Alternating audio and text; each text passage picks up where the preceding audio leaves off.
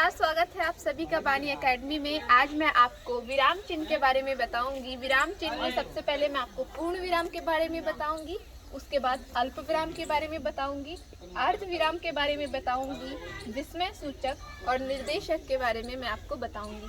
पहले हम समझ लेते हैं कि विराम होता क्या है, विराम का अर्थ क्या होता है। विराम का अर्थ होता है रुकना। जब आप सड़क पर चलते हो तब आप रेड लाइट को देख के, आपके सड़क पर रेड लाइट होता है, उसमें देख के हम समझ जाते हैं कि रुकना होगा, मतलब विराम लगना होगा। इसी तरह किताबों में भी वाक्य लिखते समय लिखेंगे तब हमें रुकना होता है, उसके लिए कुछ चिन्ह होते हैं। जब हम रुकने के लिए कुछ चिन्हों का प्रयोग करते हैं, उसी चिन्हों के बारे में मैं आपको आज बताऊंगी। सबसे पहले पूर्ण विराम देखते हैं। पूर्ण विराम चिन्ह का प्रयोग वाक्य में तब होता है जब हम वाक्य को समाप्त कर देते हैं, वाक्य हमारा खत्म हो जाता है, तब हम पूर्ण विराम लगा देते हैं। ठीक है, अल्प विराम बाद में बताऊंगी, मैं आपको अर्ध विराम पहले बता देती हूँ। ठीक है, देखिए पूर्ण विराम का एक उदाहरण देके मैं आपको समझाती हूँ। जैसे आज रविवार है, मतलब इस सेंटेंस ये हमारा पूरा हो गया। ये जब हम लिखेंगे आज रविवार है, यहाँ पे स्पेस कम होने की वजह से मैं आपको लिख के नहीं बता रही हूँ, बस आप समझ जाओ कि आज रविवार है, इसके अंत में पूर्ण विराम लगेगा। ठीक है, अब आते हैं अर्ध विराम में। अर्ध विराम वहाँ लगता है जब वाक्य में जब देखो, जैसे लिखा होगा कि जब मैं समर्थ हो जाऊंगा तब मैं आपकी सहायता अवश्य करूंगा।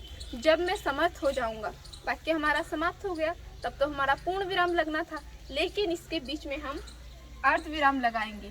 क्यों?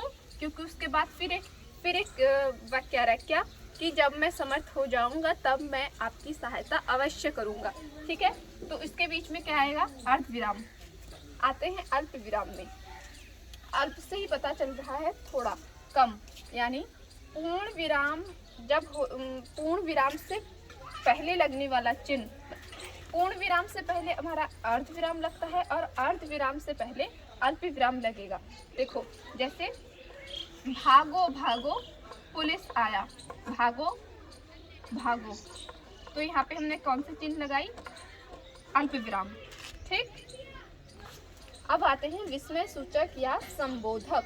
विस्मय सूचक और संबोधक चिन्ह वहाँ लगता है जहाँ पे हर्ष होता है, आश्चर्य होता है, खुशी होती है, प्रशंसा होती है। जैसे वाह हम मैच जीत गए, वाह क्या बात है, जैसे वाह क्या बात है हम आज मैच जीत गए, तब ये विस्मय सूचक चिन्ह लगेगा।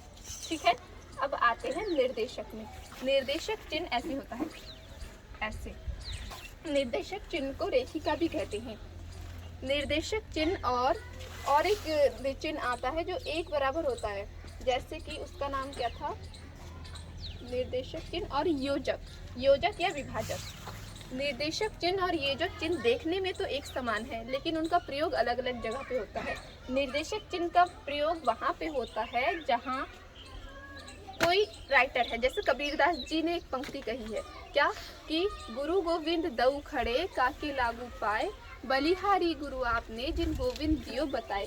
तो जब कबीरदास जी ने ये पंक्ति कही है तो कबीर ऐसे लिखेंगे और उनके सामने ये रेखिका चिन्ह या निर्देशक चिन्ह का प्रयोग करेंगे।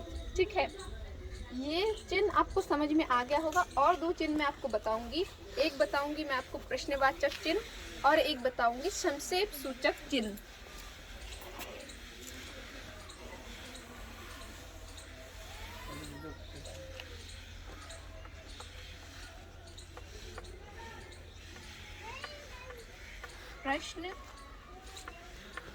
प्रश्नवाचक चिन्ह, प्रश्नवाचक चिन्ह कौन सा होता है? ये वाला।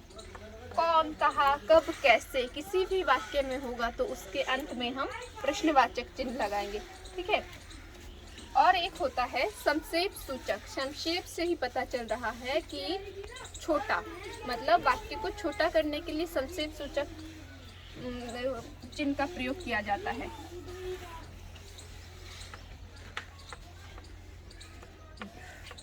संक्षेप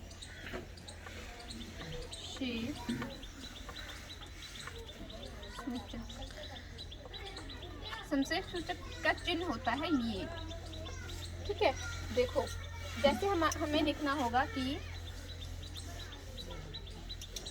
विकास क्षेत्र, लिखा है कहीं पे विकास क्षेत्र, तो विकास क्षेत्र को हम शॉर्ट में लिखेंगे वी और संक्षेप सूचक चिन्ह और क्षेत्र को भी ऐसे लिखेंगे।